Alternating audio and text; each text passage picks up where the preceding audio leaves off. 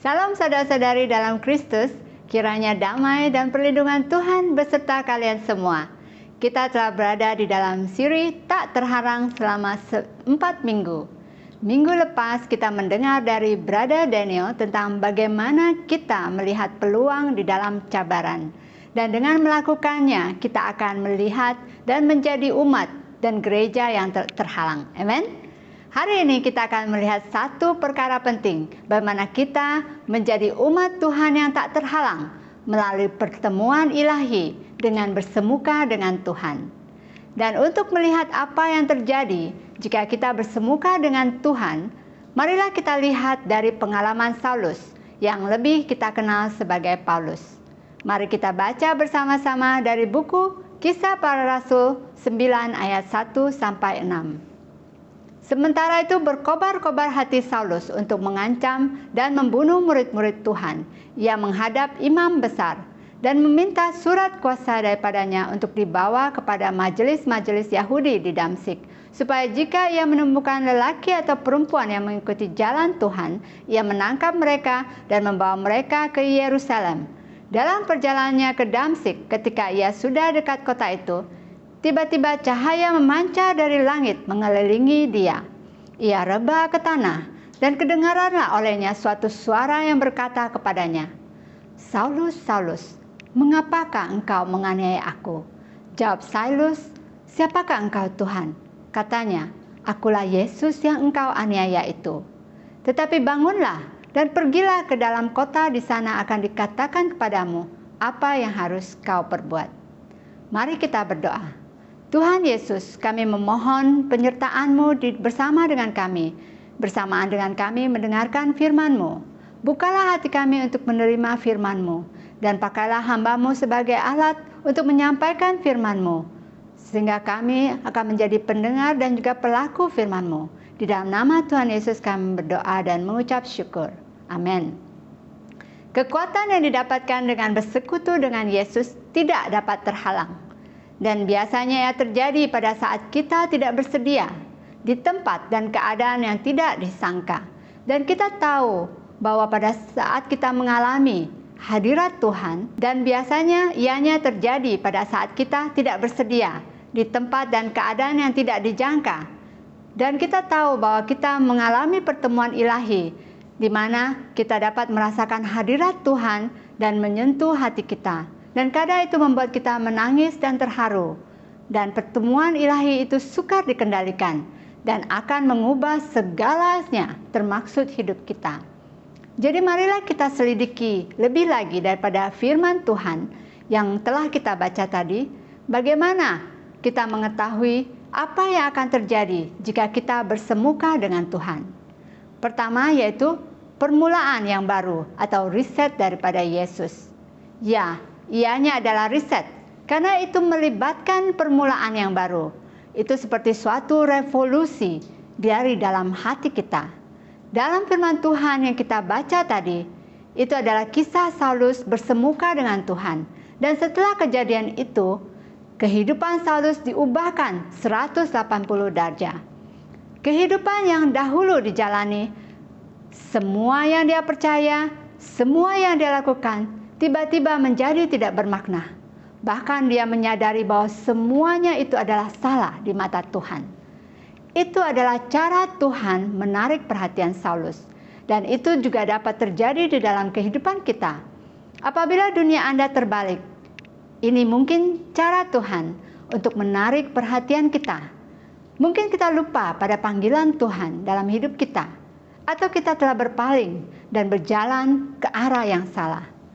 Dari pengalaman Saulus, kita dapat melihat bahwa bersemuka dengan Tuhan bersifat pribadi dan personal.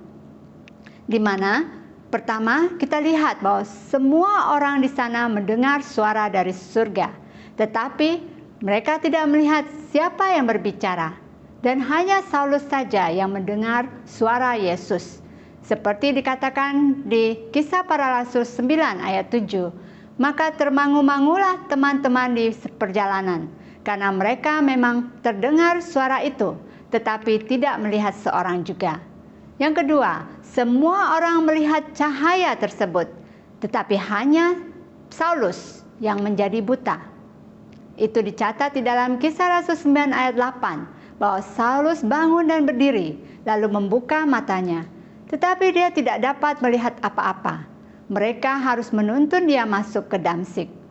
Karena itu saudara-saudari, ini mengingatkan kita bahwa Tuhan rindu bersemuka dengan kita. Kita hanya perlu membuka hati kita dan mengizinkan Dia untuk masuk di dalam hidup kita. Dan juga kita tidak dapat menjalani kehidupan rohani dengan iman pinjaman.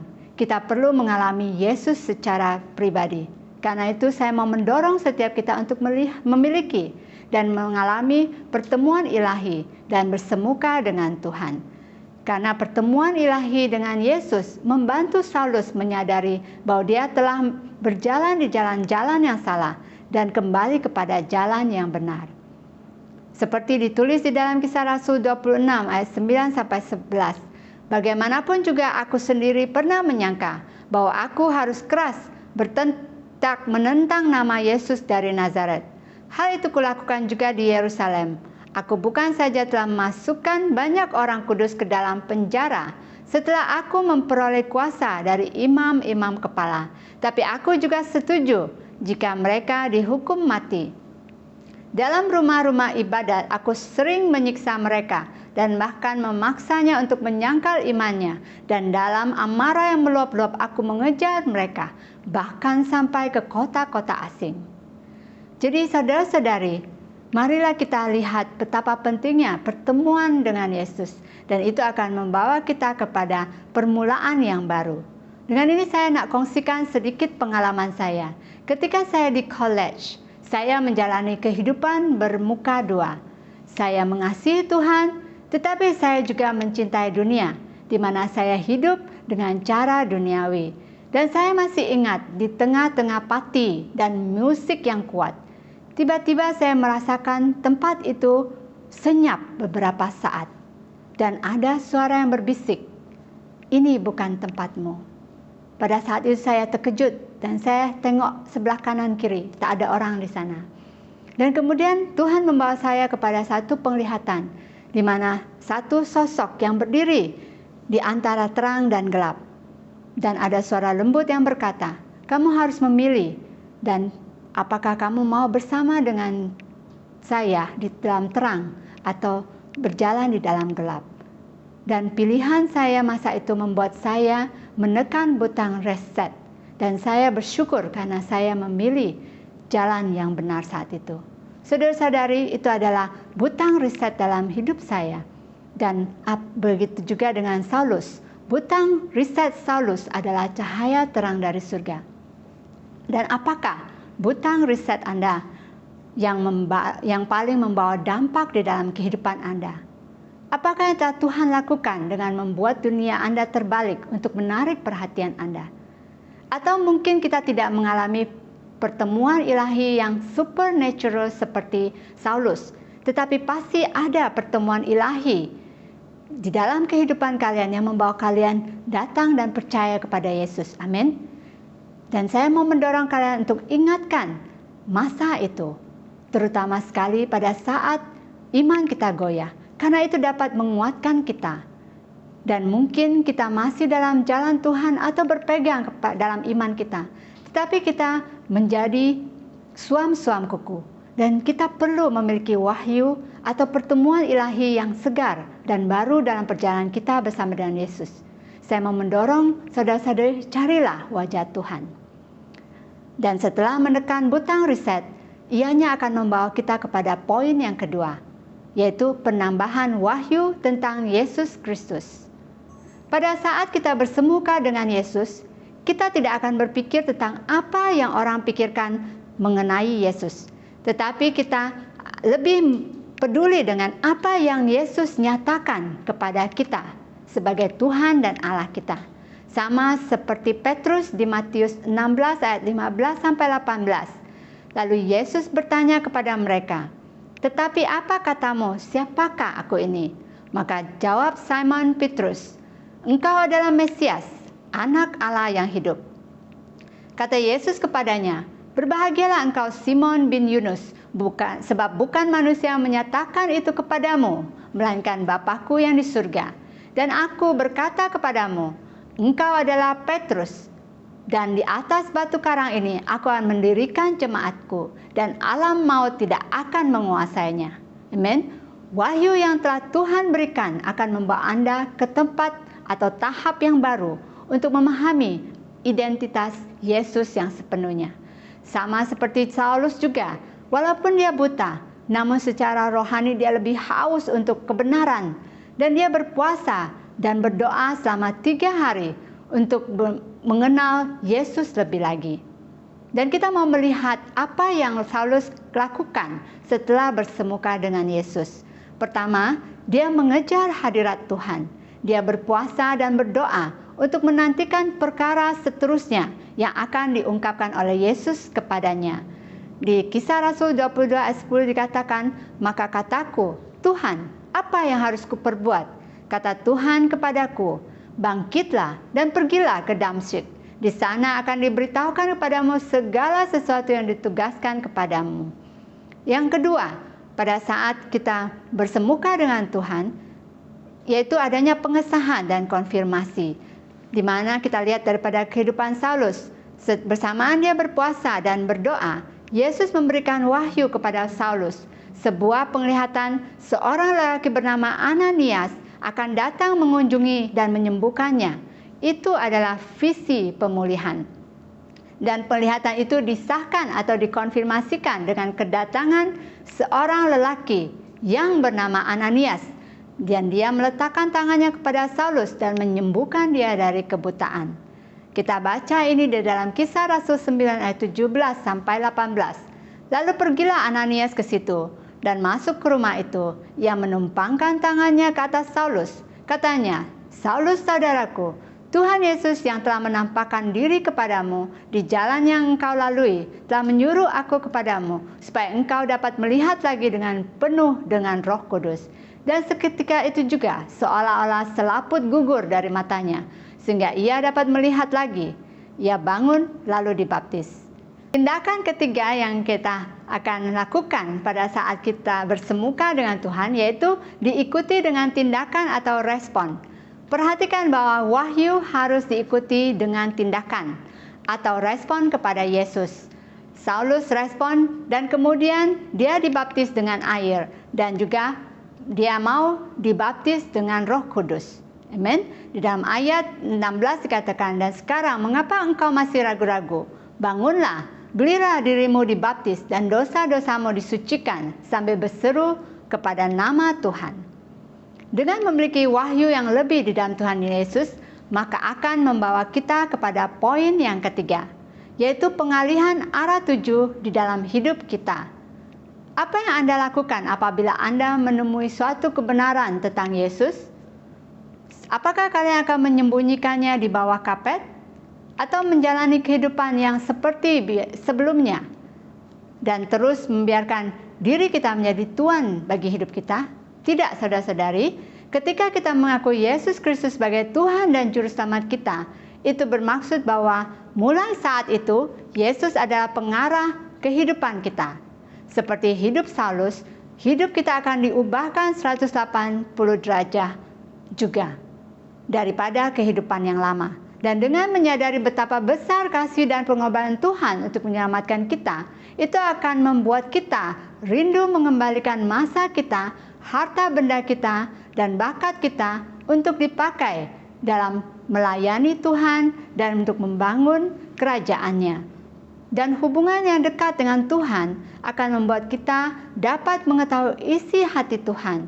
Dan itu akan mendorong kita untuk melakukan hal yang tidak mustahil dengan kekuatan Tuhan. Amin. Kita lihat daripada kehidupan Saulus, di mana semua tenaga, usaha yang dia gunakan menganiaya Yesus dan gerejanya, kini diarahkan untuk memberitakan tentang Yesus sebagai Tuhan. Dan dia menyatakan dirinya sebagai hamba Yesus Kristus. Itu dicatat di dalam Kisah Rasul 9 ayat 19 sampai 22. Saulus tinggal beberapa hari bersama dengan murid-murid di Damsyik. Ketika itu juga ia memberitakan Yesus di rumah-rumah ibadah dan mengatakan bahwa Yesus adalah anak Allah. Semua orang mendengar hal itu heran dan berkata, "Bukankah dia ini yang di Yerusalem yang mau membinasakan barang siapa yang memanggil nama Yesus ini? Bukankah ia datang ke sini dengan maksud untuk menangkap dan membawa mereka ke hadapan imam-imam kepala?" Akan tetapi Saulus semakin besar pengaruhnya, dan ia membingungkan orang-orang Yahudi yang tinggal di Damsyik karena ia membuktikan bahwa Yesus adalah Mesias. Jadi satu perkara yang saya nak tekankan di sini supaya kita tidak keliru, yaitu kita mungkin bersemuka dengan Tuhan secara supernatural, tetapi kita tidak menjalani kehidupan rohani kita atas dasar itu saja. Kita perlu membangun kehidupan rohani kita atas dasar firman Tuhan. Sama seperti Saulus, dia memberitakan dan menyatakan tentang Yesus sebagai Tuhan dan Mesias berdasarkan firman Tuhan atau kitab suci.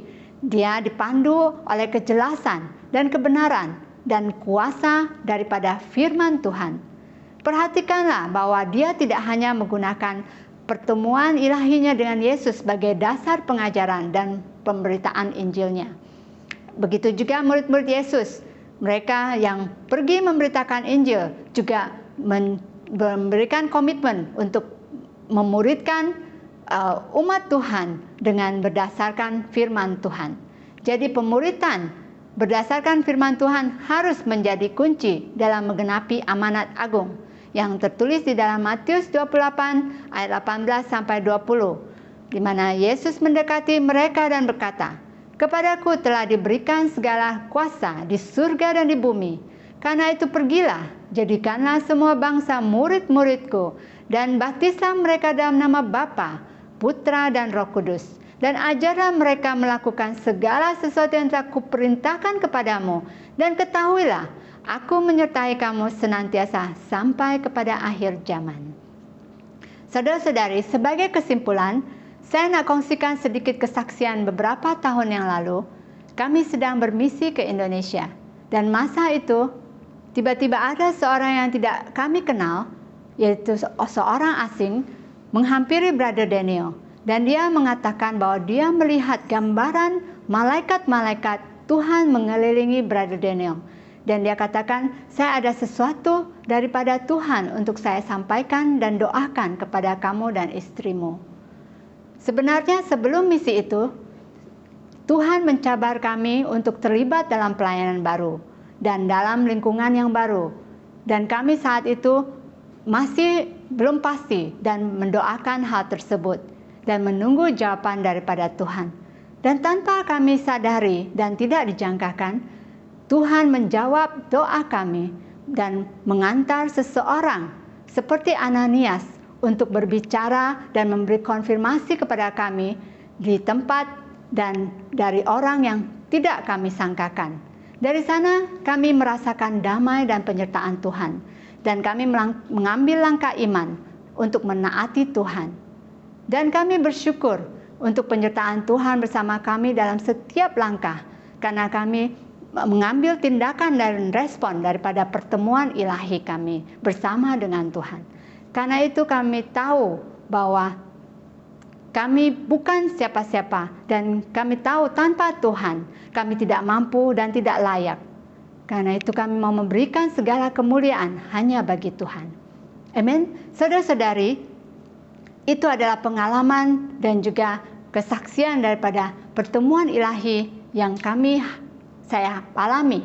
Saudara-saudari, pertemuan ilahi akan membawa kita kepada hubungan intim dengan Tuhan dan akan menuntun kita di dalam kehidupan kita untuk hidup di dalam panggilannya. Karena itu saudara-saudari, marilah tanyakan diri kita saat ini. Apa yang Tuhan katakan kepada Anda?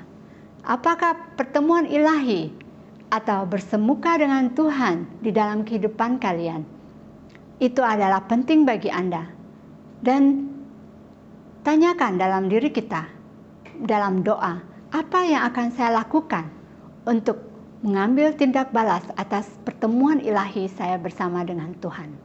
Karena itu saudara-saudari, sebagai penutupan, sebelum kita berdoa, saya mau mendorong setiap kalian untuk menenangkan hati dan bertanya di dalam hati kita saat ini, apakah pertemuan ilahi yang pernah kalian alami bersama dengan Tuhan, dan apa yang telah kamu lakukan sebagai tindak balas daripada pertemuan ilahi tersebut. Dan bersamaan kita berdoa, saya juga mau mendorong kita untuk berdoa untuk jemaat Tuhan yang dianiaya di seluruh dunia, dan berdoa bagi banyak Saulus di luar sana agar mereka juga bersemuka dengan Yesus Kristus dan diubahkan. Dan berdoa untuk banyak orang dan juga diri kita menjadi seperti Ananias yang menjadi wakil dan alat untuk menyampaikan pesan dan suara Tuhan. Mari kita berdoa. Bersamaan musik bermain, kiranya kita mau membuka hati kita untuk bertemu dan bersemuka dengan Tuhan saat ini.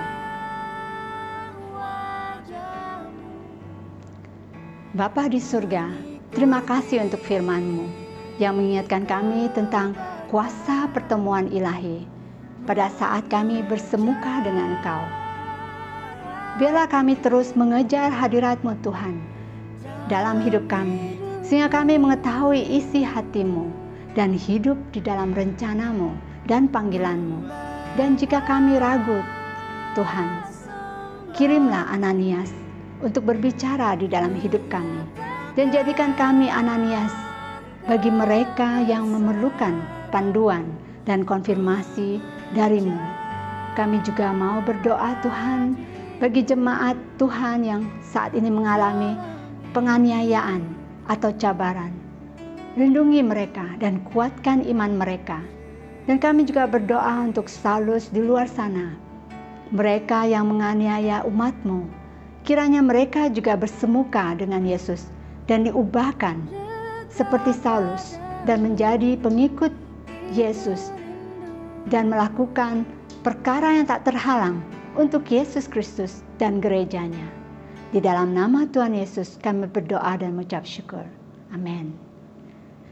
Saudara-saudari, terima kasih karena menyertai kami di dalam kebaktian online hari ini.